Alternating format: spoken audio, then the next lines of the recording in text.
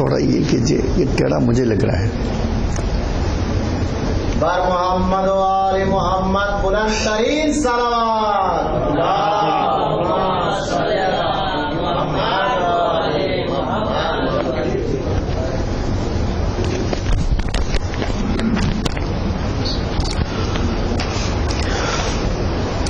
رحم اللہ من قرأ الفاتحہ.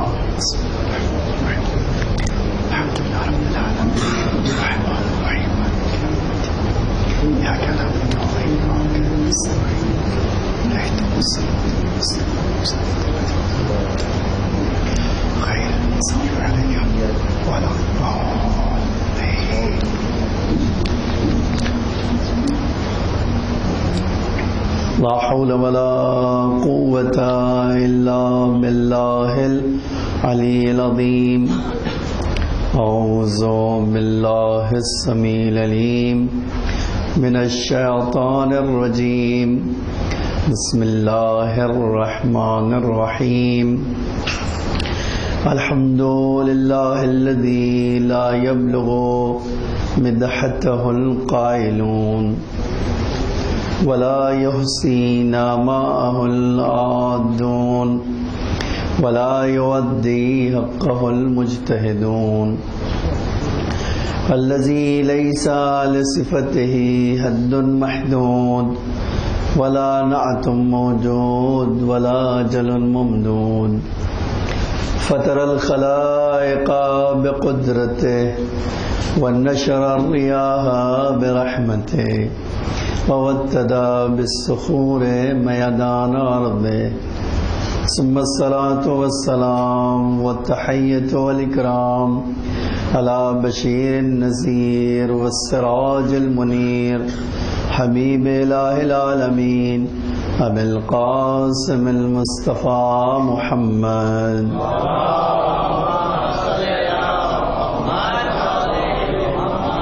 وعلى آله الطيبين الطاهرين المعصومين المظلومين الغر الميامين.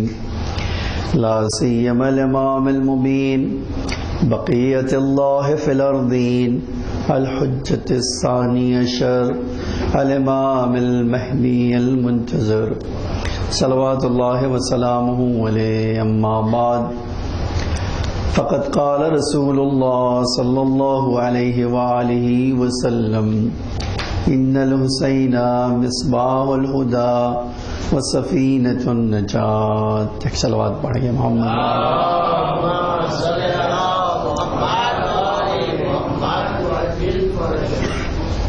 عزیزان گرامی، اللہ کا رسول ارشاد فرماتا ہے کہ بے شک میرا حسین ہدایت کا چراغ ہے اور نجات کی کشتی ہے. ہم نے اسی موضوع پر اپنے عشرے کی بنیاد یا اسی حدیث کے ذیل میں آپ سے کہا تھا کہ ہم بات کریں گے، اور آج عشرے کی 9ویں مجلس میں 2 وجہوں کا ذکر کریں گے اور اسی کے ضمن میں کچھ بات آپ کے سامنے کریں گے. میں نے کہا تھا کہ اللہ کے رسول کا کلام چونکہ اللہ کے رسول کہہ رہا ہے، اس لیے اس میں جامعیت پائی جاتی ہے. جامعیت کا مطلب ہے بہت ڈیپ نالج پایا جاتا ہے، بہت گہرائی پائی جاتی ہے. اس کی بہت ساری وجہیں ہوتی ہیں جو اللہ کا رسول کوئی بھی بات کرتا ہے، اور ہر انسان کو اس کی عقل کے مطابق اس دریا میں ڈوب کر موتی نکالنا ہوتا ہے. جتنا آپ ڈوبیں گے اتنے ہی آپ اس حدیث سے موتی نکال سکتے ہیں اور اپنے عقل و شعور کو نور اور جلا بخش سکتے ہیں. اب میں ایک آج وجہ شبہ کے بارے میں بات کرتا ہوں کہ کیوں اللہ کے رسول نے اپنے اہل بیت کو کشتی نجات کہا. ایک وجہ میں نے جو دیکھی روایتوں میں، انسانی مزاج کئی طرح کا ہے، طبیعت انسان کی کئی طرح کی ہے. کچھ لوگ ایسے ہیں جن کے سامنے صحیح بات کی جائے ایکسپٹ کرتے ہیں، لاجک حق ہو، ریالٹی ہے، سچائی ہے، اس کو وہ بلا چوں چرا مان لیتے ہیں. دوسرے وہ لوگ ہیں جو کسی بھی طرح نہیں مانیں گے, چاہے جتنی ریالٹی, جتنی سچائی, جتنی دلیلیں آپ دینا چاہتے ہو دیجئے, وہ ایکسپٹ نہیں کریں گے. کیوں؟ اس لیے ان کو ماننا ہی نہیں ہے. تیسرا وہ گروہ ہے جو بے شک لاجک کو مانتا ہے, لیکن کب مانتا ہے؟ جب سر پہ تلوار لے کے کھڑے رہے. آپ الفاظ بدل کے کہے کہ جب پریشر آئے گا تو مانے گا, سمجھ میں آتا ہے اس کو, لیکن یوں ہی ماننے والا نہیں. اب تاریخ میں ایک عجب جملہ ملتا ہے, آپ دیکھیے, واقعی غور کیجئے اس پہ, کہ جب جناب نوح نے کشتی بنائی تو کچھ جانور اشارہ کرتے تھے وہ کشتی میں چلے جاتے تھے, لیکن کچھ ایسے بھی جانور تھے کہ جناب نوح کو اپنی پوری طاقت لگانا پڑا کہ انہیں کشتی میں ڈالے, لے جائیں. ٹھیک ہے, اب اللہ کا رسول کیا کہنا چاہتا ہے؟ آیا وہ اس کا ایک یہ اشارہ ہے, میرے دین میں کچھ لوگ ایسے آئیں گے جن کے سامنے ریالٹی پیش کی جائے گی, وہ خود بخود ایکسپٹ کریں گے اور آ جائیں گے. ٹھیک ہے, کچھ لوگ ایسے ہوں گے کہ انہیں زبردستی لانا ہوگا, جب تک وہ نہیں لائیں گے زبردستی نہیں کی جائے گی, وہ لانے والے نہیں ہے. ٹھیک ہے, کچھ لوگ ہیں جو کسی بھی صورت میں نہیں آئیں گے. میں ایک حدیث پڑھ دوں آپ کے سامنے, پیغمبر نے فرمایا اے علی تم سے محبت نہیں کرے گا الا, بس آگے نہیں کہوں گا, یہ تو آپ کی حسن سماعت پر ہے, کہ اے علی تم سے محبت نہیں کرے گا اور میرے دین پہ کبھی نہیں آئے گا سوائے یہ کہ وہ مومن ہو, اس کی پاکیزہ ولادت ہو. لیکن اگر ایسا نہیں ہوا تو کبھی بھی میرے دین میں داخل نہیں ہوگا. ٹھیک ہے, یہ تو بہت واضح بات ہے. تو ایک کو پہلی بار نکال دیا اللہ کے رسول نے. دو کے لیے آپ دیکھیے ہمارے پاس بہت ساری آج دلیلیں ہیں اور واقعات ہیں. ٹھیک ہے, ایک میں آپ کو چھوٹی سی دلیل ذکر کرتا ہوں کہ اللہ کے رسول نے, آپ اگر مکہ و مدینے کی زندگی دیکھیے تو ایسا نہیں تھا کہ اللہ کے رسول پہ ان کو یقین نہیں آتا تھا. قرآن کہتا ہے اے میرے حبیب جو آپ کی بات سن رہے ہیں انہیں اس طرح یقین ہے جیسے کسی کو اپنے بچے پر یقین ہوتا ہے, اس طرح یقین ہے انہیں, لیکن وہ ایمان نہیں لائیں گے. اب اگر ایمان لانا ہے تو کیا کرنا پڑے گا؟ آپ دیکھو بہت اللہ کے رسول نے جنگوں پہ جنگیں کی, وہ ایمان نہیں لائے, لیکن فتح مکہ میں جوک بدوک آ گئے یا نہیں آ گئے؟ کیوں آ گئے؟ وہ ڈنڈا سر وقت تلوار ہے, نہیں آؤ گے تو تیار رہو, فٹافٹ وہ آ گئے. کیوں؟ انہوں نے جان لیا کہ اب اگر ہمیں اسلام کا مقابلہ کرنا ہے تو طاقت سے مقابلہ نہیں کر سکتے ہیں, منافقت کا لباس پہن لیں گے تو ہم اسلام کو نقصان پہنچائیں گے, اس کے بغیر اس کو اسلام کو نقصان نہیں پہنچا سکیں. ہے اب ایک تاریخی واقعہ بتاتا ہوں اور پھر ہم آ جاتے ہیں اسی کے اوپر مزید گفتگو کریں گے. آج ایک خاص ٹاپک پہ بھی میں آپ کو اشارہ کرنا چاہتا ہوں. دو سگے بھائی ہیں, آپ دیکھو اللہ کا رسول یوں ہی نہیں کہتا کوئی چیز, دو سگے بھائی ہیں. ایک 100% علی کا محب, اتنی ہے اس کے دل میں محبت کہ وہ امام کے نام پہ سب کچھ قربان کرتا ہے, اور دوسرا سگا بھائی ہے, امام علیہ السلام کو دوست نہیں رکھتا, سگا بھائی ہے. اب کیا وجہ ہو سکتی ہے؟ اچھا اتفاق یہ تاریخ کہتی ہے دونوں جو ہے موصل کے رہنے والے, دونوں بغداد سے قریب جو ہے یہ شہر کے رہنے والے. اب خود یہ کہتا ہے جو دوسرا بھائی تھا اور جو علی علیہ السلام کے اوپر ایمان نہیں لایا, وہ کہتا ہے کہ میں اپنے بھائی کے اوپر بڑا تعجب کرتا تھا کہ بھئی کیوں یہ جو ہے ادھر چلا گیا اور علیہ السلام سے محبت کرتا ہے اور میری باتیں نہیں سنتا ہے. کہ ایک دن ایسا ہوا کہ رمضان کا مہینہ آیا اور میرے پاس بہت ساری دولت تھی، میرے بھائی کے پاس نہیں تھی. تو میں نے سوچا کہ ٹھیک ہے میرا بھائی میرے مذہب کو فالو نہیں کرتا، لیکن بہرحال میرا بھائی تو ہے، اب رمضان کا مہینہ ہے تو آ جائے. اور ٹھیک ہے اس نے بلایا، کہا لیکن میں ایک منظر دیکھ کے حیرت میں آ گیا. وہ منظر دیکھ کے کیا حیرت میں آ گیا کہ رمضان کا مہینہ ہے اور جو بھی میرے بھائی کے گھر سے گزرتا ہے، گھر کے سامنے دہلیز پر بیٹھتا ہے میرا بھائی، اور جو بھی گزرتا ہے اگر اس نے امام کا نام لیا تو فوراً کچھ نہ کچھ لے جا کر دے گا، اور اگر کسی نے ٹھیک ہے اگر کسی نے ان کے دشمنوں کا نام لیا تو بس شدید ناراض ہو جائے گا. کہتے ایک دن میں نے دیکھا یہی کہ ایک آیا، اس کو اس نے کچھ دیا، اور دوسرا آیا جو کسی اور کے نام پہ مانگ رہا تھا، تو اس نے کیا کیا، تمنچے سے آگ اٹھا کر اس کے ہاتھ پہ رکھ دیا. کہتے مجھے اتنا غصہ آیا کہ یہ دیکھو میرے گھر میں ہے اور جو علی کا نام لیتا ہے اس کو تو جو کچھ بھی دینا چاہتا ہے دینا، لیکن اگر کسی اور کا نام لیتا ہے تو آگ کا گولا رکھ دیتا ہے. مجھے بہت غصہ آیا اور میں نے کہا کہ تم یہ کیا کرتے ہو؟ تو اس نے ایک جملہ کہا، جو جس کا حق ہے وہی میں دے دیتا ہوں. ٹھیک ہے، جب یہ کہا تو کہتے مجھے بہت غصہ آیا. میں نے کہا تم ابھی یہاں سے نکلو میرے پاس، مجھے نکلو. ایک تاریخی واقعہ آپ دیکھو، آج یہ واقعہ نقل کروانے بہت بڑے بڑے ہمارے علماء ہیں. ٹھیک ہے، تو اب کہا میں نے اس کو رمضان میں ہی باہر نکال دیا، لیکن رنج تو ہو رہا ہے کہ میں نے اپنے بھائی کو نکال دیا، رمضان کے مہینے میں ہی کہہ دیا تم جاؤ، اور میرا بھائی چلا بھی گیا. کہتے رات ہوئی، اللہ مجھے ہدایت کرنا چاہتا تھا.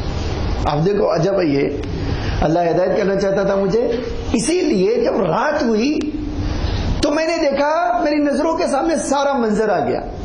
قیامت ہے، سارے کے سارے لوگ، میرے 10,000 انسان کسی طرف جا رہے ہیں.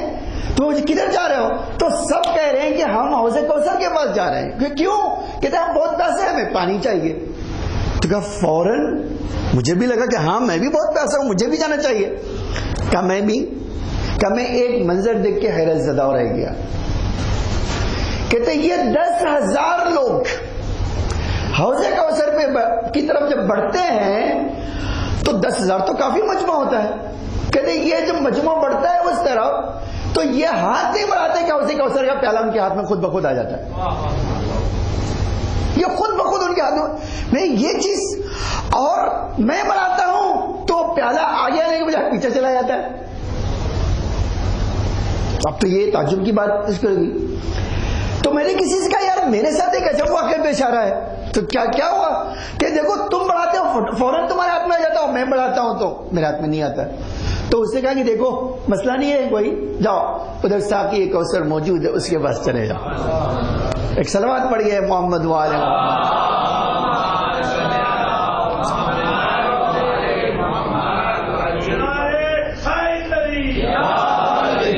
ساقی کوثر موجود ہے اس کے پاس چلے جاؤ. کہ میں ان کے پاس گیا، دیکھا میں علی کھڑے ہوئے ہیں اور ان کے سامنے ہزاروں، میں نے کہا 10,000 لوگوں کو فٹافٹ مل رہا ہے اور کسی کو کچھ پریشانی مجھے ہو رہی. تو میں نے کہا علی میں بھی بہت پیاسا ہوں اور مجھے بھی چاہیے. تو امام نے فرمایا دیکھو یہ حوض کوثر کو میری محبت پہ خلق کیا گیا ہے، جس کے دل میں محبت ہوگی ہاتھ بڑھائے گا خود بخود اس کے ہاتھ میں جام آ جائے گا. اور اگر تمہارے دل میں میری محبت نہیں ہے تو میں بھی تمہیں نہیں پلا سکتا. تو کہا علی کیسی بات ہے؟ کہا دیکھو تم خود دیکھ رہے ہو، یہ میں تو یہاں کھڑا ہوں نا خالی، تم دیکھ رہے ہو یہ اتنے 1000 لوگ آ رہے ہیں اور ہاتھ بڑھاتے ہیں ان کے ہاتھوں پیالہ آ جاتا ہے اور تم نہیں، تم بڑھاتے ہو تو پچھڑ چلا جاتا ہے. کہا اگر کوشش کر کے حوض کوثر کے پاس بھی جا کر تم دیکھ لو تم نہیں پی سکو گے.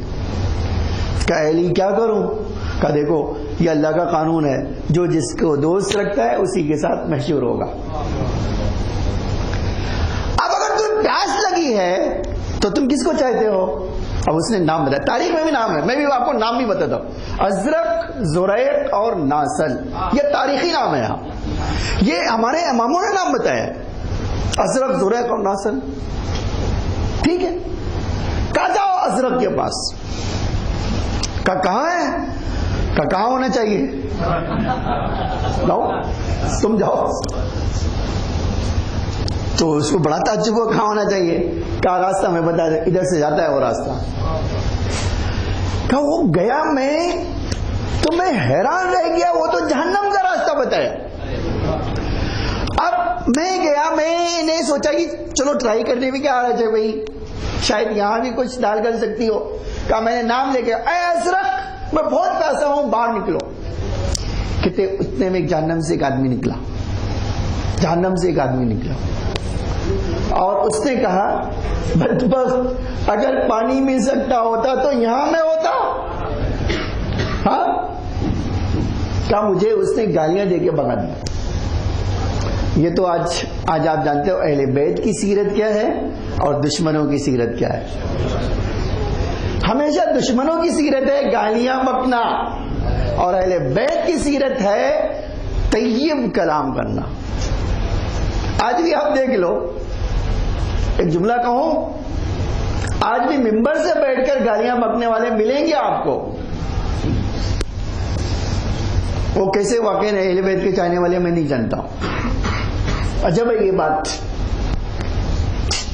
ٹھیک ہے، خیر وہ واپس آیا، سہیلی وہ تو کہہ رہا ہے کہ گالیاں پک رہا ہے، اور کہ یہاں پانی ملے گا تم کو۔ وہ کہا اچھا ٹھیک ہے، امام نے کہا ٹھیک ہے، زریق کے پاس چلے جاؤ۔ کہاں ہے؟ کہا وہ بھی ادھر ہی ہے، جاؤ۔ وہ بھی چلے گئے۔ کہتے اب میں نے اس کا نام لیا، میں پیاسا ہوں، مجھے باہر نکالو۔ تو اس نے تو اور زیادہ گالیاں دینا شروع کیا، اور زیادہ اس نے مجھے گالیاں دی اور بگایا۔ تیسری بار میں نے پھر آگے کہا جاؤ اب ناصر کے پاس بھی چلے جاؤ۔ چلے گئے، اس کو بھی آواز دی، اس سے وہی طریقہ۔ تو کہا اہلی میں تھک گیا ان کے پاس جا کر، لیکن مجھے کوئی پلانے والا نہیں ہے۔ کہا اچھا میں تمہیں ایک کام کرتا ہوں، اب کی جانا میرا نام لے کے کہنا ہے، نکلو، میں تمہارا دوست آ رہا ہوں، تمہیں پانی پلانا ہی ہوگا۔ ٹھیک ہے، اب جب کہا میں گیا اور میں نے کہا کہ نکلو، مجھے تمہیں پانی پلانا ہوگا۔ کہا اس سے ایک بار جہنم سے سر نکالا اور ایک کہا کہ دیکھو ایک شرط ہے میری، میں تمہیں پانی پلا دوں گا، ایک شرط ہے۔ کیا شرط ہے؟ کہا تم آنکھیں بند رکھو اور منہ کھول دو، میں تمہیں ابھی پانی پلاتا ہوں۔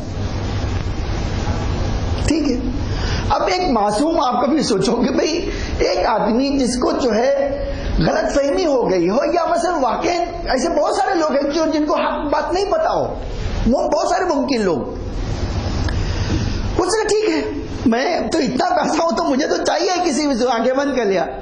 کہ جیسے ہی آنکھ بند کیا، اس سے جہنم کا ایک گولا میرے منہ پہ رکھ دیا۔ تاریخی واقعہ ہے، کہتے جب یہ خواب ہوتا تو مجھے کچھ پریشانی نہیں تھی، اب جب چیخ مار کے اٹھا تو پورا مورا منہ دنیا میں جل کے خاک ہو چکا تھا۔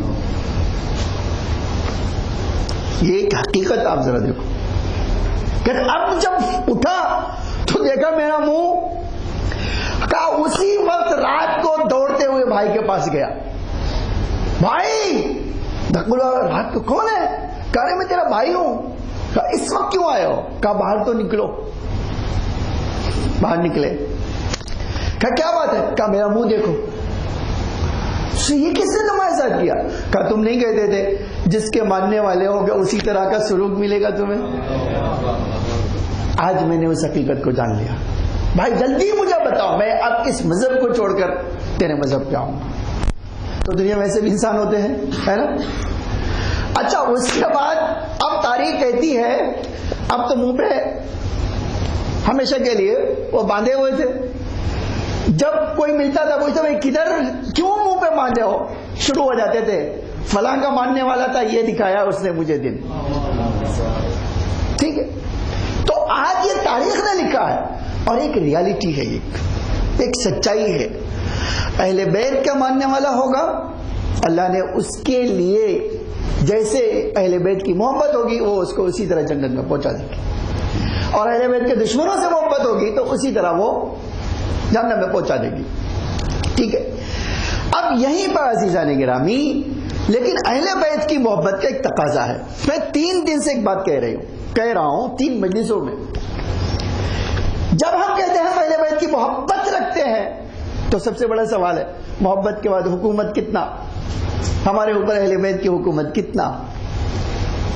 ٹھیک ہے، اب میں آپ کو ایک مثال لے آتا ہوں تاکہ آپ سوچیں کہ اہل بیت کی محبت کتنا، اور ہم اینالائز کر سکیں، ہم تجزیہ کر سکیں کہ ہماری اور آپ کی محبت اہل بیت کے سلسلے میں کتنی ہے، کتنی ہم ان کو پاور دیتے ہیں.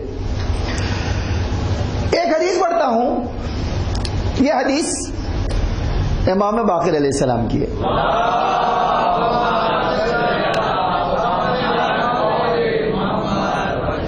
امام نے اپنے بیٹے امام صادق علیہ السلام کو مخاطب کر کے فرمایا یا بنیا اعرف منازل شیعتنا علی قدر روایتہم و معرفتہم. اے بیٹا ہمارے شیعوں کا رتبہ تم جاننا. کیسے جاننا؟ ہماری روایت کو کیسے اور کتنا مانتا ہے. اب دیکھو ایک اگر کہتے ہیں ہمیں کتنا مانتا ہے وہ تو ایک دوسرا مسئلہ ہے. توجہ چاہتا ہوں آپ کی، یہ نہیں کہہ رہے امام کی ہمیں کتنا مانتا ہے. کہتے ہیں اے میرے بیٹے اگر شیعوں کے رتبے کو تمہیں جانچنا ہے تو تم دیکھو میری حدیثوں کو، ہماری حدیثوں کو کتنا مانتا ہے اور کتنا جانتا ہے. ٹھیک ہے، یہ ایک تو رتبہ طے کیسے ہوگا؟ ہم اہل بیت کی روایتوں کو کتنا پڑھتے ہیں اور کتنا اس کو سمجھتے ہیں اور کتنا اس کے سامنے سبمیشن ہوتے ہیں. یہ یاد رکھنا. اب ایک حدیث میں دوسری پڑھنے جا رہا ہوں جو اسی پہ ڈیپینڈ کرتی. دوسری حدیث میں میں نے پہلے تیسری مجلس میں یہ جملہ کہا تھا کہ ائمہ ہمارے فرماتے تھے کلامنا صعب مستصعب. ہماری حدیثیں ہر آدمی ہضم نہیں کر سکتا ہے، نہیں ہضم کر سکتا. کیوں؟ کہتے ہیں اس لیے بہت مشکل ہے. کیسی مشکل ہے؟ خود آگے بڑھائیں کہ لا يتحملها، کوئی اس کو برداشت نہیں کر سکتا الا ملک مقرب او نبی مرسل او مومن امتحن قلبہ. یا تو وہ کون ہو، نبی مرسل ہو یا اللہ کا قریبی فرشتہ ہو یا جس کے دل کا اللہ نے امتحان لیا ہو. یہ 3 کیٹیگری خود انہوں نے بتائی کہ بھئی یہ کیٹیگری. اس کے بعد عجب جملہ ہے. دیکھیے حدیثیں جو ہے آج ہی ہم نے یہ حدیث دیکھی، امام نے فرمایا ممکن ہے ہماری حدیث تمہارے سامنے جائے اور تمہاری عقل اس کو سمجھ ہی نہ سکتی ہو. تو اگر سمجھ نہیں آ رہی تمہیں تو تمہاری ذمہ داری یہ ہے کہ کہہ دو بھائی جس کا کلام ہے وہ جانے. ٹھیک ہے، میں نہیں جانتا ہوں، میری یہ ذمہ داری نہیں کہ میں ہر بات ان کی سمجھ سکوں، یہ تو میری ذمہ داری نہیں. میری جتنی طاقت ہے وہ اتنا سمجھاؤں گا. نہیں یہ طاقت تو میں کہہ دوں گا بھائی میرا امام جانتا ہے. اور اس کے بعد جملہ میں آپ کو سنانا چاہتا ہوں، اس کے بعد والا جملہ کہ اگر کسی نے ہمارے کلام کو کسی بھی تعویل کر کے اس کو جھٹلانے کی کوشش کیا تو ہمارا دشمن ہے اور ہم پر ایمان نہیں رکھتا. ٹھیک ہے، آج بڑا آسان ہو گیا ہے ممبر سے کہہ دینا آ کے کہ ہمیں تو یہ حدیث سمجھ ہی نہیں آتی کربلا میں ہوئی یا نہیں ہوئی. آپ کبھی بھی دیکھو یہ کوئی معمولی بات نہیں ہوتی. اچھا عجب یہ ہے آپ کی سمجھ کتنی ہے بھائی یہ پہلے بتا دو. کوئی بھی آدمی آپ سوچو، دیکھو میں اور آپ ایک ہی کیٹیگری میں ہے. مسئلہ یہ ہے کہ میری عقل کتنی ہے جو میں کہہ رہا ہوں کہ میری سمجھ میں نہیں آتا کربلا میں کیا ہوا، امت میں کیا سمجھ میں آتا یہ تو بتاؤ. اگر یہ پہلے ہمیں بتا دو کہ تم یہ سمجھتے ہو تو ہم کہیں گے بھائی اہل بیت کی ہر بات تمہاری سمجھ سے دور ہی ہے، تم ان کو نہیں سمجھ سکتے. ٹھیک ہے. دوسری بات واقع یہ ہے کہ اگر اس نے جان بوجھ کے کہا ہے تو نہ یہ کہ وہ مومن نہیں ہے بلکہ اہل بیت کا انکار کرنے والا وہ کافر کہلاتا. یہ کوئی معمولی بات نہیں ہے. آپ ایسے ہی انکار کر دیجئے. امام کہتے ہیں ایک حدیث کا انکار ہماری ایک حدیث کا انکار ہمارا انکار ہے. ایک حدیث کا ہمارا انکار ہے. اب آپ ذرا سوچئے، بڑے بڑے مجتہدین، میں نے ایک دن آپ سے کہا تھا کہ ہم مقتل جو ہے، میں نے معتبر ترین مخلص ترین جو ہے واقعی جو مرجع نے لکھا ہو مقتل، وہ جس کی آج ہمارے علماء نے بے حد تعریف کی ہو، بڑے بڑے بزرگوں نے ان کے لیے لکھا ہو کہ بھئی ایسا ہم نے نہیں دیکھا. عاشق حسین جس نے اتنی محنت کر کے مقتل لکھا اور اتنا رتبہ اہل بیت سے حاصل کیا، اس نے ان کا نام لکھا. میں نے آپ کو ایک مجلس میں ذکر کیا ان کا. ٹھیک ہے. ان کو کہتے ہیں مرحوم دربندی. ٹھیک ہے. انہوں نے لکھا جو کہہ دے کہ جناب قاسم کی شادی نہیں ہوئی ہے، میں سوچتا ہوں وہ جھوٹا انسان ہے. اور 7 دلیلیں انہوں نے دی. 7 دلیلیں دی. روایت نقل کی. کہا دیکھو مرحوم تو رہے اور ہاشم بحرینی نے دونوں نے یہ کام کیا ہے. اور پھر اس کے بعد جو انہوں نے دلیل، ہمارے متقدمین میں سے یہ 2 ہیں. متاخرین بہت سارے علماء اور فقہاء نے اس کو ذکر کیا. بہت سارے فقہاء اور علماء نے ذکر کیا. کہا ایسے فقہاء ہیں جن کے بارے میں ہم یہ سوچ نہیں سکتے کہ وہ جھوٹ بولیں گے. ٹھیک ہے. یہ انہوں نے لکھا ہے، میں نے نہیں ہے. میں نے اگر آپ دیکھنا چاہیں تو 305 6 7 8 پیج دیکھیے. یہ پوری بحث انہوں نے صرف اسی موضوع پہ کی ہے. کیونکہ وہ اس کے بعد انہوں نے ایک دلیل عجب پیش کی ہے. سیم جو علامہ امینی نے کیا انہوں نے یہ کام کیا. آپ جانتے ہیں علامہ امینی نے جب غدیر لکھی تو صرف حدیثوں کو نہیں لکھا. انہوں نے کہا حدیث تو بے شک موجود ہے، قرآن کی آیتیں تو موجود ہی ہے ہمارے پاس، لیکن ایک چیز جو کوئی جھٹلا نہیں سکتا ہے وہ کیا ہے؟ ہر زمانے میں شعراء نے غدیر کو شعر میں کہا ہے. ٹھیک ہے. ہر زمانے میں. اور ایک سال ہم حج پہ گئے تھے تو مصر کی ایک پروفیسر عورت آئی، اس سے کہا بھائی غدیر کے بارے میں تم اتنا کہتے ہو، دلیل کیا ہے؟ تو ہمارے استاد ہے وہ جعفر رسول ہادی، انہوں نے کہا میرے پاس آپ قرآن چھوڑ دو، حدیث چھوڑ دو. اب میں قرآن کہوں گا تو تم تعویل کرو گی، حدیث بتاؤں گا تو کچھ اور معنی نکالو گی، میں دوسرا ایک تمہیں دلیل پیش کرتا ہوں. کیا انہوں نے ایک شعر کی کتاب نکالی. کا دیکھو، ہم پہلی صدی سے لے کر آج تک ہر زمانے میں غدیر کو شعر میں کہنے والے شاعر موجود ہیں، اور ہر زمانے میں شاعر اپنی سوسائٹی کا جو ہے کیا ہوتا ہے، عکاس. وہ اپنی سوسائٹی میں جو مسئلے چلتے ہیں وہ ضرور اس میں بیان کر دیتا ہے. مرحوم دربندی نے کہا اگر ایک روایت بھی جناب قاسم کے اوپر نہ ہوتی، خالی ہم ان شعر کو پڑھ لیتے تو یہی کافی تھا ہمارے لیے ثابت کرنے کے. ہر زمانے میں ہمارے شعراء نے اس کو اپنے شعر میں لکھا. اور خالی ہمارے ہندوستان کی بات تو ہے نہیں. ایران میں چلے جائیے، ترکیہ میں چلے جائیے، جہاں بھی آپ شیعہ ہیں آپ دیکھو، میں کہاں کی مثال آپ پیش کرو گے؟ عراق کی، عراق میں تو ہے. ایران میں تو ہے.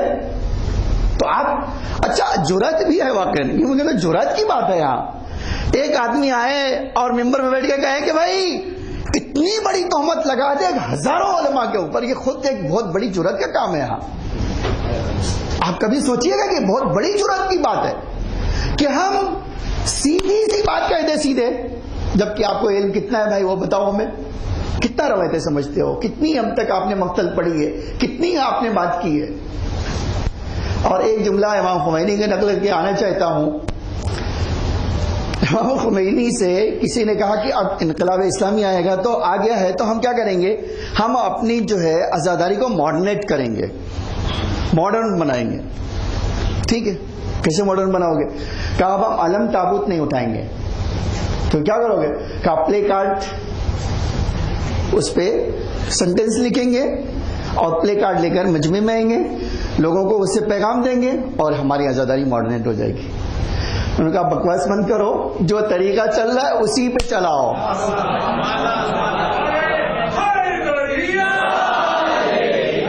آپ کبھی سوچو ایک مرجع کی بصیرت یہ ہوتی ہے، ایک عوام کی بصیرت یہ ہوتی ہے۔ آپ دیکھو فرق سوچنے کا کتنا ہے۔ اسی طرح کسی نے واقعا یہ جملہ وہاں کے وزیر اعظم آغا رفسنجانی نے جنگ کے زمانے میں کہا، آغا ہم آپ سے ایک درخواست کرنے آئے۔ کہا کہو، کیا درخواست کرنے آئے ہو؟ کہا آغا پیسے بہت کم ہیں، جانتے ہیں جنگ ہو رہی ہے تو ہمارے خزانے خالی ہو رہے ہیں۔ ہاں ٹھیک ہے، خزانے خالی ہو رہے ہیں تو کیا؟ کہا محرم آ رہا ہے۔ کہا ہاں محرم آ رہا ہے۔ اچھا ہماری طرح تو ایرانیوں کے وہاں کیا ہے؟ ایرانیوں کے وہاں امام باڑے سجتے ہیں 10 بجے رات کے بعد۔ ٹھیک ہے، وہ جب کام سے فارغ ہوں گے تو آئیں گے، مجلس ہوگی، 12 بجے کھانا ہوگا اور 1-2 بجے تک وہ مشغول رہیں گے اور پھر چلے جائیں گے، کیونکہ ان کو دیر سے دکان کھولنی ہے۔ تو اسے ہم یہ اعلان کرتے ہیں کہ اس سال جو چاول یوز کرے پورے ایران میں تو بہت فرسٹ کلاس کا چاول نہ یوز کرے، ہم سیکنڈ کلاس کا چاول یوز کریں اور جو پیسے بچے ہم جنگ میں ڈال دیں۔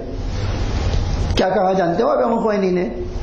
انہوں نے کہا اگر خرچہ کاٹنا ہے تو اپنا کاٹو، حسین کا کیوں؟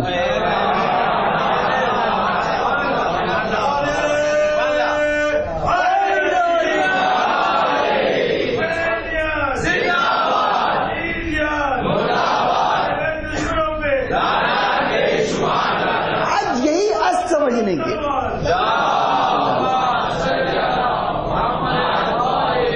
آپ کو مجھے یہ سمجھنے کی ضرورت ہے کیوں یہ چاہتے ہیں ہم ادھر جائیں۔ سمجھ؟ اچھا اگر ہم یہ کہہ رہے ہیں کہ جناب قاسم کی شادی وصیت کے مطابق امام نے عقد پڑھا، اس میں کیا خرابی آئے گی بتائیے؟ کیا ہمارا دین مٹ جائے گا؟ کیا ہمارے اوپر کوئی، آپ میں نے کہا مرحوم دربندی کہ آپ دیکھ لیجیے پوری تفصیل کے ساتھ انہوں نے لکھا ہے کیا ہوگا اس سے۔ آپ کیوں آ کر کے کہہ رہے ہو بھائی کہ اس سے ہم تہمت لگا رہے ہیں؟ آپ کے کربلا میں نہیں ہوا، آپ ہمیں بتا دو۔ آج جتنی روایتیں پڑھتے ہو تم بتا دو گے روایتیں متواتر ہیں ہمارے پاس، اگر کوئی ایک دکھا دو تو جانوں میں۔ تو بھائی مسئلہ کیا ہے تمہیں؟ مسئلہ عزیزان گرامی، بس ایک جملہ کہہ کے بات ختم کرنا چاہتا ہوں۔ مسئلہ یہ ہے کہ ہر سال اس طرح کے مسائل میں ہمیں الجھایا جاتا ہے۔ کیوں الجھایا جاتا ہے؟ کہ اب ہم پوری ہماری سوسائٹی پوری دفاع پہ جٹ جائے اور ہم اصل پیغام حسین سے دور رہیں۔ آج واقعہ ایسا ہے۔ اب آپ دیکھیں پوری قوم میں خلفشار ڈال دیا ایک بات کہہ کے۔ اب اچھا عجب ہے کہ ہم نے کسی بڑے عالم سے سنا تھا کہ تمہیں پتا ہے شیعہ جب سے ہیں اس وقت سے ایک ہی کام کر رہے ہیں، دفاع کر رہے ہیں۔ کیوں بھائی؟ روز اعتراض لے کے بیٹھے تو ہمیں تو مجبوراً جانا پڑتا ہے۔ کیا اسی وجہ سے آج تک ہم نے عصمت اہل بیت کو سمجھا ہی نہیں، واقعی نہیں سمجھا۔ اللہ امام خود کہتا ہے ان اہل البیت لا نقائص بہ احد، ہم اہل بیت ہوئے جو کسی سے ملا ہی نہیں جا سکتے، اور وہ کیا کرتے ہیں ان کے کام کو سمجھ سکو گے؟ آپ یہ بتاؤ۔ اب ایک مثال میں دیتا ہوں تاکہ آپ اس کے قریب تھوڑا ہو جائے۔ علی علیہ السلام کہتے ہیں، عجب جملہ ہے، میں سوچتا ہوں یہ روایت پڑھوں یا نہ پڑھوں۔ اب دیکھو عجیب روایت ہے یہ۔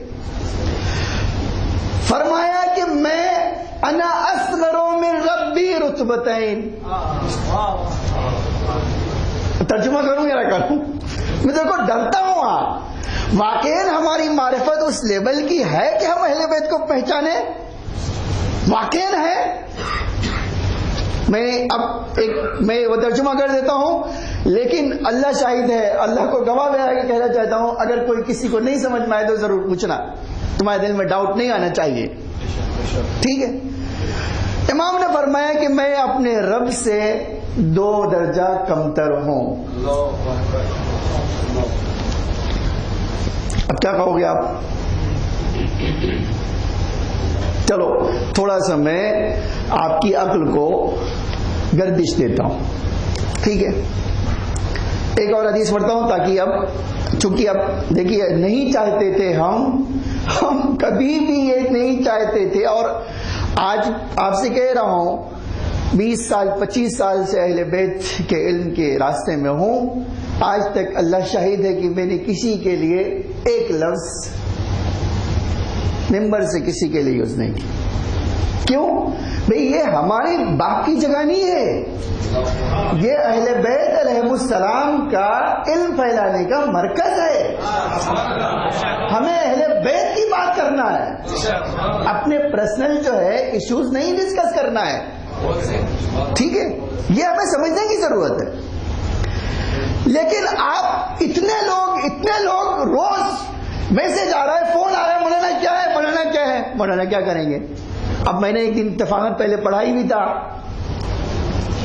تو بھئی کوئی بھی آدمی جب روایت دیکھ کر پڑھتا ہے اور کوئی سن کے پڑھتا ہے تو یہی فرق آتا ہے،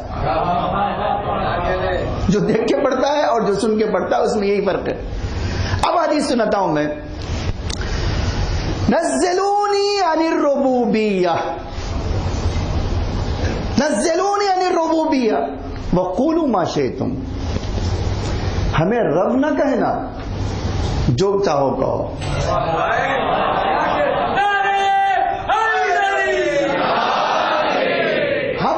ہم رب نہیں ہیں تمہارے، لیکن جو چاہو کہو۔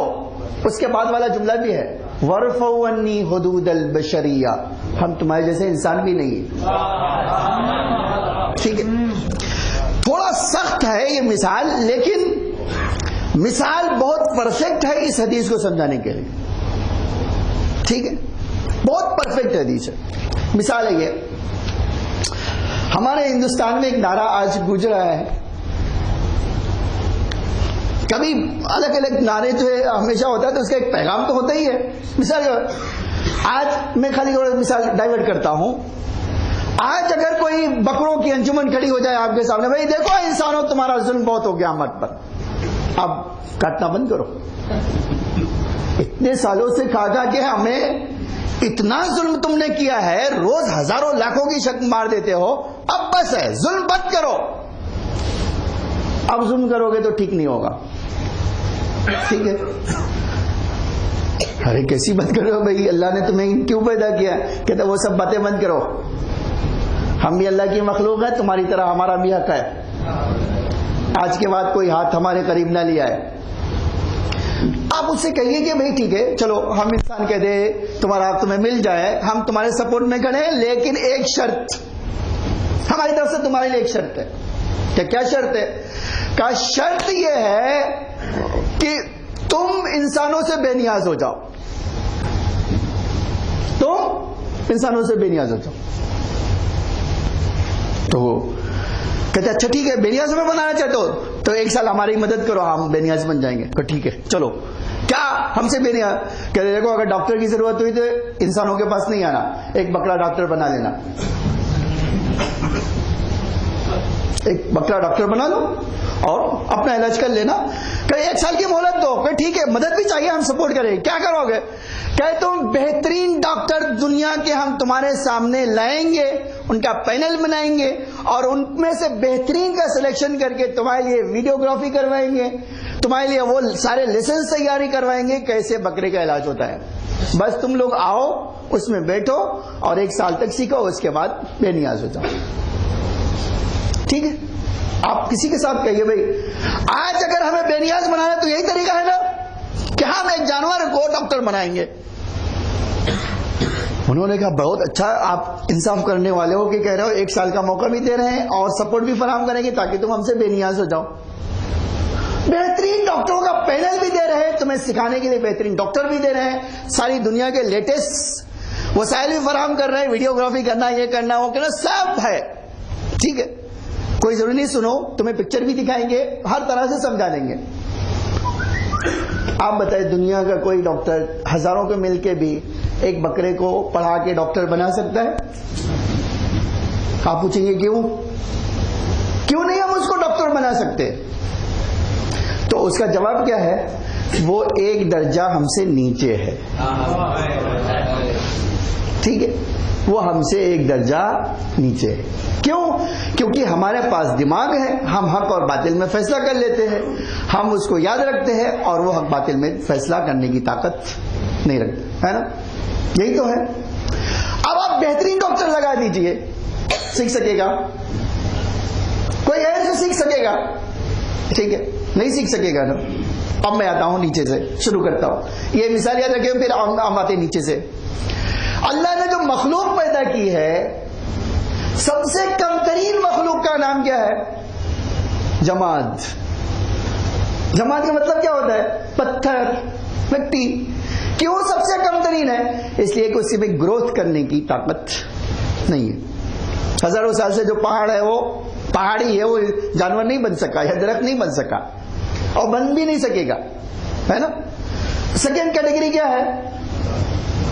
نبات, پیڑ پودے. اب آپ ذرا ایک درجہ تو بڑا ہے نا یہ پتھر سے, کیونکہ اس میں گروتھ ہوتا ہے. ٹھیک ہے, اب اس کے اوپر ایک اور طبقہ کیا ہے؟ بڑا ہے حیوان. کیوں؟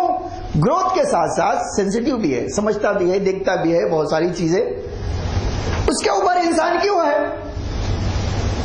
کیونکہ اس کے پاس ایک اور پاور بھی ہے, وہ کیا ہے؟ عقل ہے.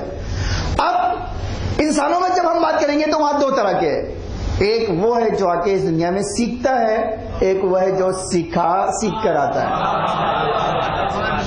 ٹھیک ہے, ایک وہ ہے جو سیکھتا ہے, اور ایک وہ جو سیکھ کر آتا ہے. جو سیکھتا ہے اس سیکھنے میں کتنا فرق ہے؟ اتنا ہی فرق ہے جو ایک بکرے اور انسان میں فرق ہے. اب آپ یہ جملہ سن لیجئے, یہاں تک لاؤ تو یہ جملہ سن لیجئے. اگر سارے انسان جو ہے طاقت اپنی جمع کر لے, سارے بریلینٹ لوگوں کو جمع کر لیا جائے, اور اہل بیت سے کہا جائے کہ اے میرے مولا تم آؤ, تم میں سے کوئی آ کے آؤ ہمیں سکھا کے اپنے برابر کہہ دو, تو امام وہی جواب دیں گے تم جانور کی طرح ہو اور ہم, تم نہیں سیکھ سکتے ہو. اور دلیل چاہتے ہو؟ بہت سارے لوگوں نے ٹرائی کیا, آپ کو پتا ہے تاریخ میں بہت سارے لوگوں نے ٹرائی کیا یہ کام. آ کے کہا اے میرے آقا ہمیں جاننا ہے آپ کیا ہو, ہم جاننا چاہتے ہیں آپ کیا ہو. تو امام حسین علیہ السلام نے کہا کہ تمہارے پاس طاقت ہے؟ اب انسان تو انسان ہی بیوقوف انسان, آج بہت سارے بیوقوف انسان ہیں. تو کہا ہمارے پاس طاقت ہے. کہ ٹھیک ہے, ایک دو کو لے آؤ تاکہ اس کی طاقت کا آزما لیں, پھر ہم تمہیں بتائیں گے ہم کیا ہے. کہ ٹھیک ہے مولا, میں اپنے دوست کو لے آتا ہوں. گئے, دوست کو لائے. امام نے پہلے پوچھا تم راضی ہو جو یہ کہہ رہا ہے؟ کیا تم بتا دو بھائی, کیا ہم سے آئے ہو لینے کے لیے, کیا جاننا چاہتے ہو؟ تو کہا اے میرے آقا میں اس کو بتا رہا ہوں کہ ہم چاہتے ہیں آپ کیا ہیں ریئل میں, ہمیں بتا دو آپ کیا ہو, یہ ہمیں سمجھاؤ. یہ بات تم کو بتایا اس نے؟ کہا مولا. ریڈی ہو تم ہمارے؟ کہا ایک سینٹینس کان میں کہتا ہوں, اگر برداشت کر سکے تو نیکسٹ مرحلے پر لے جاؤں گا. ایک سینٹینس کان میں کہتا ہوں, اگر برداشت کر سکے تو نیکسٹ لیول. یہ نہیں کہ اپنی حقیقت بتا دوں گا, کہا اس کے بعد تو نیکسٹ لیول پہ تم جاؤ گے. ٹھیک ہے آؤ. آئے امام حسین کے پاس. امام نے ایک ککاری بلایا کان, اور منہ میں کان میں کچھ کہا. اب جب کہا اس کے, تو اب دیکھتے ہیں وہ اوپر آسمان کی طرف دیکھتا ہے اور چلا جا رہا ہے. امام نے دوست سے کہا اس کو سنبھالو جا کے.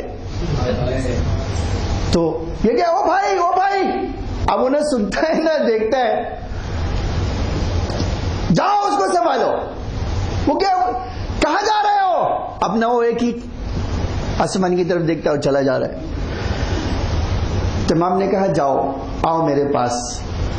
ایک سینٹینس میں اس کی عقل اڑ گئی،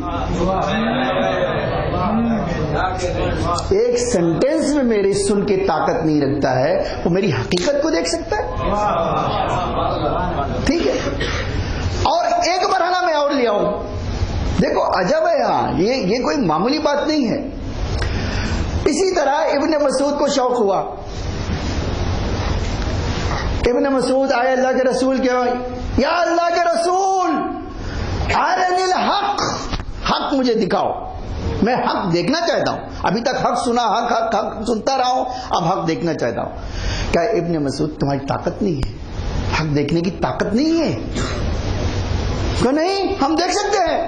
اللہ کے رسول آپ ہمیں دکھانا نہیں چاہتے ہو. رسول اللہ نے کہا اچھا ٹھیک ہے، اس کمرے میں جاؤ، اگر جو دیکھ کر آئے اور برداشت کر سکے تو حق دکھا دیں گے. اب اللہ کا رسول بیٹھا ہوا، کہا آئے ہو حق دیکھنے تو اس کمرے میں جاؤ، اور جو دیکھ کر آئے ہو بتاؤ گے تو میں تمہیں نیکسٹ لیول پہ حق دکھا دوں گا. ابن مسعود گئے، جب آئے تو دھڑام سے گرے، دھڑام سے گرے اور بے ہوش. اللہ کے رسول نے کہا پانی ڈالو اس کے اوپر. پانی ڈالا گیا. تو اب جب پانی ڈالا گیا تو اٹھے. کہا ابن مسعود کیا ہوا کیا؟ کہا اے اللہ کے رسول، آپ نے کہا اندر جاؤ. میں نے گیا اندر، علی کو دیکھا ایک جملہ ہاتھوں کو اٹھائے ہوئے اور ایک ہے اے اللہ پیغمبر کے حق کا واسطہ اغفر شیعتی، پیغمبر کے حق کا واسطہ میرے شیعوں کو معاف کر دے. پلٹ کے آیا تو نے کہا آپ نماز میں کھڑے ہو کہہ رہے ہو کہ اے اللہ علی کا واسطہ میرے شیعوں کو معاف کر دے.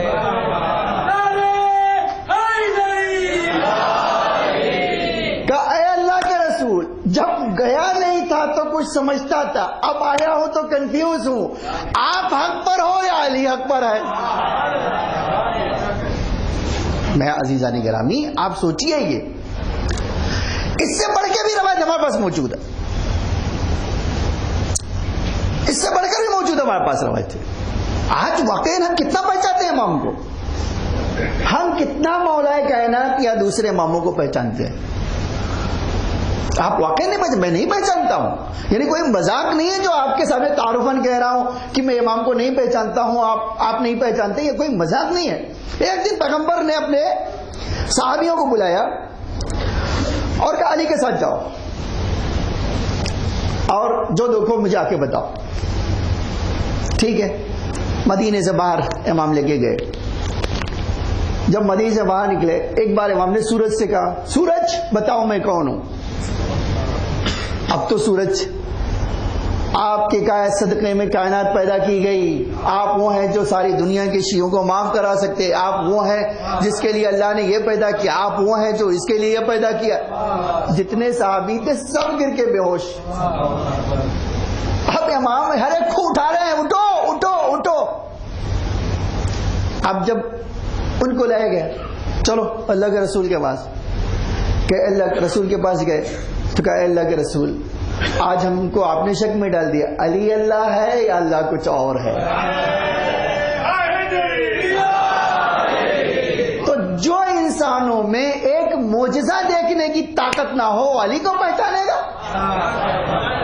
واقعی آپ سوچیں کہ علی کو پہچانے گا؟ تو یہ جو آج ہم نے اسی لیے کہا کہ امام ہم نے یوں ہی نہیں کہا کہ ہمارے شیعوں کا رتبہ ہماری پہچان سے طے نہیں ہوگا، ہماری حدیثوں کے پہچاننے سے طے ہوگا. اس کا ایک طریقہ کیا ہے؟ دیکھو ہماری جب حدیثیں سامنے آتی ہیں تو کیسے ریئیکٹ کرتا ہے. جیسے ریئیکٹ کرتا ہوگا اتنا ہی رتبہ ہمارے نزدیک ہوگا. ٹھیک ہے. آج بڑے بڑے علماء کو جو اللہ کے واقعی مقرب بندے ان کو یہ ہمت نہیں ہوتی، وہ یہ کہتے ہوئے آتے نظر آتے کہ بھائی ہمیں مادر حسین سے ڈر لگتا ہے. ہم نہیں تھے کربلا میں، کربلا میں کیا ہوا کوئی نہیں جانتا. آج بعض روایتوں میں یہ تک ہے، یہ جو ہے آغا وحید خراسانی نے روایت نقل کی ہے کہ وہ ایک آدمی 40 دن تک عمل کرتا ہے. کس لیے عمل کرتا ہے؟ جو کربلا میں وہ دکھا دیا جائے. اگر وحید خراسانی نے نقل کیا ہے، جو آج ہم آسانی سے کہہ سکتے ہیں مراجع میں سے موسٹ طاقتور علمی شخصیت ان کی ہے. انہوں نے کہا ایک آدمی نے عمل کیا کہ بھئی ہم کربلا میں جو ہوا ہے وہ دیکھنا چاہتے ہیں. ٹھیک ہے عمل کیا ہے، دیکھنا چاہتے ہو، دکھاؤ. کہتے ٹھیک ہے، کربلا کا منظر دکھایا جانے لگا. عجب جملہ ہے کہ اس سے کہا کہ ٹھیک ہے تیار ہو جاؤ، تمہیں کربلا میں جو ہوا وہ ایکچوئل فلم کی طرح دکھا دیا جائے گا. اب کہتا میں نے دیکھنا شروع کیا. 2 محرم کو کربلا میں حسین کا قافلہ آ گیا، خیمے نصب ہو گئے. ٹھیک ہے، عاشورا گئی. اب شہادت کا بازار گرم ہوا. کہتے خدا کی قسم ایک مرحلہ پورا ہوا، میرے اللہ سے کہے اللہ میری طاقت نہیں کہ آگے دیکھ سکوں. حدیث بھی ہے ہمارے پاس کہ آج اگر کسی مومن کے سامنے ایکچوئل کربلا پیش کر دیا جائے تو اسی وقت مر جائے گا، اسی وقت مر جائے گا. یہ ہمارے پاس کربلا ایسی چیز ہے عزیزو. اور آج آپ اسی سے سوچ لو حسین کے اس لال کا ماتم کرتے ہیں. کون سے لال کا ماتم؟ بعض ہمارے علماء اور امام کی کلام سے بھی پتہ چلتا ہے کہ امام نے سب کو اجازت دی. ٹھیک ہے، لیکن جناب علی اکبر کو جب اجازت دے رہے تھے تو امام نے زبان سے نہیں کہا، اپنے انداز سے کہا کہ بیٹا جاؤ ہم راضی ہیں. زبان سے نہیں کہا. اب یہ جیسے آئے بابا اجازت ہے، ماما پھوپھی اما سے رخصت ہو کر آ گیا.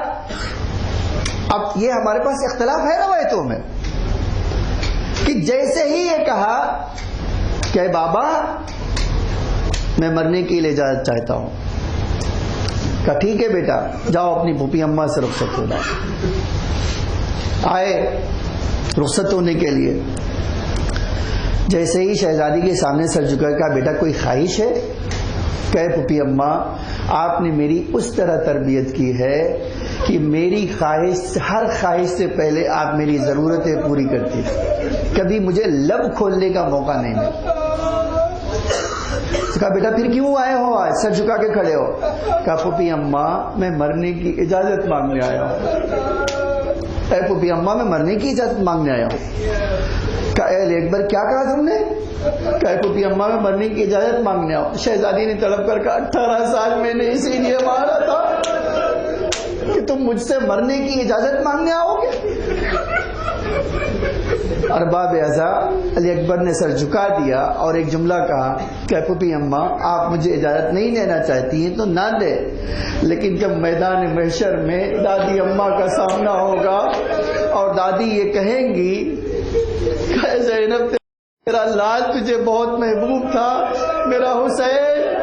جیسے ہی یہ سنا شہزادی نے تڑپ کر کہا بیٹا اگر تیری شہادت سے میرا بھیا بچتا ہے تو جا میں نے تجھے اجازت دی، لیکن اے علی اکبر جا رہے ہو تو سیدانیوں سے رخصت ہو لو، سیدانیوں سے ایک بار رخصت ہو لو. دو ارباب اعضاء مقتل نے یہ جملہ بھی لکھا ہے، مقتل نے لکھا ہے اب جب سیدانیوں کو بلایا گیا کہ علی اکبر اجازت مانگنے آئے ہیں تو ایک عجب سیدانیوں نے ماتم و مرثیہ کیا، مرثیہ پڑھا اے علی اکبر ارحم غربتی، اے علی اکبر ہماری غربت میں رحم کرو. آپ ذرا سوچیں میں نے یہ جملہ مقتل کا جب پڑھا کہ سیدانیوں نے گھیر کر ایک جملہ مرثیہ پڑھنا شروع کیا اے علی اکبر ہماری غربت میں رحم کرو. اے علی اکبر اگر تم چلے گئے تو ہمارا کیا ہوگا؟ اور اسی لیے حمید ابن مسلم کہتا ہے کہ میں دیکھتا تھا علی اکبر خیمے سے باہر نکلنا چاہتے ہیں، پردہ گرتا ہے اور اٹھتا ہے، میں سمجھ نہیں پایا کہ کیا ہو رہا ہے. شاید اس کی ایک وجہ ہو کہ جب وہ نکلنا چاہتے تھے تو کوئی بیوی شانہ پکڑ لیتی تھی، کوئی دامن پکڑ لیتی تھی اور کہتی تھی علی اکبر تم نہ جاؤ، علی اکبر ہم پر رحم کرو. لیکن علی اکبر نے سب کو دلاسا دیا. اب باپ کے پاس آئے، بابا میں نے اجازت لے لی. طارق کہتی حسین نے ہاتھوں کو اٹھایا اور عجب جملہ فرمایا, اے اللہ اللہم اشہد ہؤلاء القوم, اے اللہ تو گواہ رہے نا اس وقت وہ جا رہا ہے جو میرے نانا سے مشابہ ہے. اے اللہ جب میں اپنے نانا کی زیارت کا مشتاق ہوتا تھا میں اپنے علی اکبر کو دیکھ لیتا تھا. اس کے بعد حسین نے بددعا کی, اے اللہ ارے جس طرح عمر سعد نے میری نسل کو منقطع کیا, اے اللہ تو اس کی نسل کو منقطع کر دے. ارباب اعضاء یہ کہے کہ علی اکبر کو رخصت کیا, لیکن مقتل کا جملہ ہے علی اکبر نے گھوڑے کو ایڑ دیا, چلتے آگے بڑھے. اب کسی کے گرنے کی آواز سنی تو پلٹ کر دیکھا, بوڑھا باپ یا علی علی کہتے آگے بڑھ رہا ہے. گھوڑا شہزادے نے واپس کیا, بابا آپ نے تو رخصت کر دیا تھا, اے بابا آپ نے تو مجھے اجازت دے دی تھی, اب کیا بات ہے پیچھے پیچھے چلے آ رہے ہو. حسین کیا جواب دیتے, ایک جملہ کہا, اے علی اکبر اے کاش تم صاحب اولاد ہوتے تو تمہیں پتا چلتا جوان کا جانا کتنا علی باپ کے لیے سنگین ہے. لو ارباب اعضاء مقتل کہتا ہے, حسین نے کہا اچھا جاؤ بیٹا, لیکن یہ بات یاد رکھنا جب تک تمہارا باپ یاد آئے مڑ مڑ کے دیکھتے رہنا. اے بیٹا مڑ مڑ کے دیکھتے رہنا. علی اکبر چلے گئے, کچھ ہے پشت کو لگا دیا. تاریخ کہتی ہے ایسی جنگ کیا ایسی جنگ کیا کہ ایک بار جنگ میدان جنگ میں کوہرام مچ گیا, لیکن تھوڑی دیر کے بعد علی اکبر واپس آئے. مجھے نہیں پتا کہ واپس آئے, باپ کے سامنے کھڑے ہو گئے, زخموں سے چور چور ہے, خون جسم سے بہ رہا ہے. باپ کے سامنے کھڑے ہو کر کہتے ہیں, بابا بابا مجھے پیاس لگی ہے اور یہ ثقل حدید مجھے تکلیف دے رہے ہیں, کیا پانی کچھ مل سکتا ہے تاکہ میں اپنے آپ کو قوی بنا کر دشمنوں سے جنگ کر سکوں. آپ ذرا سوچیں کیا مقتل کہتا ہے. حسین چیخ مار کر روئے, حسین چیخ مار کر روئے, اس لیے روئے کہ کربلا میں تنہا سوال علی اکبر نے کیا تھا اور زندگی اور میں آخری سوال بھی علی اکبر کا ہے کہ اب اس کے بعد میرا لال کوئی سوال نہیں کرے گا. ایک بار قریب بلایا, بیٹا میرے قریب آ جاؤ. قریب بلانے کے بعد کہا ہے میرے لال اپنی زبان میرے دہن میں دے دو. جیسے ہی علی اکبر نے زبان منہ میں رکھی, کھینچ کر کہا, بابا آپ مجھ سے زیادہ پیاسے ہو. یہ جملہ کہنے کے بعد حسین نے انگوٹھی دیا, کہا بیٹا جاؤ اب نانا رسول اللہ تمہیں حوض کوثر سے سیراب کریں گے. لو ارباب اعضاء علی اکبر آئے, جنگ کیا. اور مقتل کے ایک جملہ ہے, علی اکبر پوری طاقت سے حملہ کرتے ہیں, اتنا حملہ شدید تھا کہ فوج میں علماء الحفیظ کی آوازیں آنے لگی. ایک ملعون نے کہا دیکھو وہ ہاشمی جوان ہے, یاد رکھنا وہ حسین کا لال ہے, خدا کی قسم تم اس سے جیت نہ سکو گے. ایک کام کرو, گھات لگا کے وار کرو جب وہ جوش میں حملہ کر رہا ہو. آپ ذرا سوچے, علی اکبر نے پوری طاقت سے حملہ کیا. اس ملعون نے کھجور کی درخت سے میں آگ لگا کر نیزہ تان کر رکھا تھا. جیسے ہی شہزادہ آگے بڑھا اس نے تاک کر نیزہ مارا. تاریخ نے عجب جملہ لکھا ہے, جیسے ہی یہ نیزہ پڑا علی اکبر سنبھل نہ سکے, اپنی دونوں ہاتھوں کو گھوڑے کی باہوں میں ڈالا. گھوڑا دوڑتا ہے, اب جیسے جیسے دوڑتا ہے حسین کا لال ایک فریاد کرتا ہے, یا بتا ہو ادرکنی, یا بتا ہو ادرکنی, یا بتا ہو ادرکنی, بابا میری مدد کو آؤ, بابا میری مدد کو آؤ. حسین قریب پہنچے, علی اکبر کے قریب پہنچے. اللہ وہ منظر کسی کو نہ دکھائے جو حسین نے دیکھا ہے. کیا دیکھا, کڑیل جوان ایڑیا رگڑ رہا ہے اور سینے پہ ہاتھ رکھے ہوئے ہے. سرانے بیٹھ گئے, کہا بیٹا سراج سے سینے پہ ہاتھ کیوں رکھے ہو. کہا بابا سینے کی ہنی, ارے بچی کی ہنی ٹوٹ کر سینے میں تکلیف دے رہی ہے. تاریخ کہتی ہے حسین نے آستین الٹی, ارے حسین نے آستین الٹی, علی اکبر کے سینے میں ہاتھ ڈالا, شاید نجف کا رخ کیا ہوگا. اے بابا آؤ دیکھو, ارے تمہارا لال کیسا امتحان دے رہا. یا علی کہہ کر ارے تیر کی روحانی نکالی، علی اکبر کا کلیجے سے خون کا فوارہ نکلا، آخری ہچکی لیا، حسین تڑپ کر روئے، منہ پہ منہ رکھا، عجب جملہ کہا حسین نے، تڑپ کے منہ پہ منہ رکھا اور ایک مرثیہ پڑھا، بیٹا اب تیرے بعد دنیا جینے کے لائق نہیں رہ گئی، اے علی اکبر اب تیرے بعد دنیا میں جینے کا مزہ نہیں ہے۔ اس کے بعد عجب جملہ ہے، اٹھے، اللہ کی طرف ہاتھوں کو اٹھایا، آسمان کی طرف ہاتھ کو اٹھایا اور پھر علی اکبر کو دیکھا، اپنے آپ کو گرایا اور ایک جملہ کہا، اے لال، اے علی اکبر، ارے تیرے مرنے سے میری آنکھوں کا نور چلا گیا، اے بیٹا اب حسین کو کچھ دکھائی نہیں دیتا۔ ارباب ازا دو جملہ آپ علی اکبر کا ماتم کرنے کے لیے تیار ہے، لو ارباب ازا امام زمانہ علیہ السلام کو جناب علی اکبر کا پرسہ دینا ہے، اس دو جملے پہ جتنا رونا ہے رو لینا، اور تصور کرنا اہل بیت کے لیے غم کتنا بڑا تھا۔ مقتل کہتا ہے اب کڑیل جوان کی لاش ہے اور حسین یکو تنہا کربلا کے میدان میں کھڑے ہیں، ایک بار جھکے اور اٹھانا چاہتے تھے لیکن 57 سال کے بوڑھے سے جب علی اکبر کا جنازہ نہ اٹھا تو ایک بار خیمے کا رخ کیا، اے بنی ہاشم کے بچوں آؤ اپنے بھائی کا جنازہ اٹھاؤ، لو ارباب ازا علی اکبر کا جنازہ بچوں نے مل کے اٹھایا، خیمے میں لایا گئے، خیمے میں لائے گئے۔ آپ جو میری باتیں مائیں سن رہی ہے، جو بہنیں سن رہی ہے، جو صاحب اولاد ہے، وہ ذرا یہ تصور کر لیں واقعی یہ کیسی مصیبت تھی۔ خیمے میں لائے گئے، جناب شہزادی کو بلایا گیا، تمہارے اکبر آئے ہیں۔ زینب نے کیسے دیکھا مجھے نہیں پتا، شہزادی آئی، ماتم شروع ہوا، لیکن فضہ کو ایک بار کہا، اے فضہ میں نے پالا ہے علی اکبر کو، اس کی ماں کربلا میں موجود ہے، جاؤ اس کو بلا کر لاؤ۔ فضہ گئی مادر علی اکبر کے خیمے میں، بی بی آؤ، ارے تمہارے لال آئے ہیں، تمہارے لال کی لاشیں آئی ہے۔ تھوڑی دیر گزری اور ام لیلا نہ آئی، شہزادی خود گئی ام لیلا کے خیمے میں، کہا بھابی آؤ، ارے اپنے لال کا پرسہ قبول کر لو، آپ صاحب اولاد ہے۔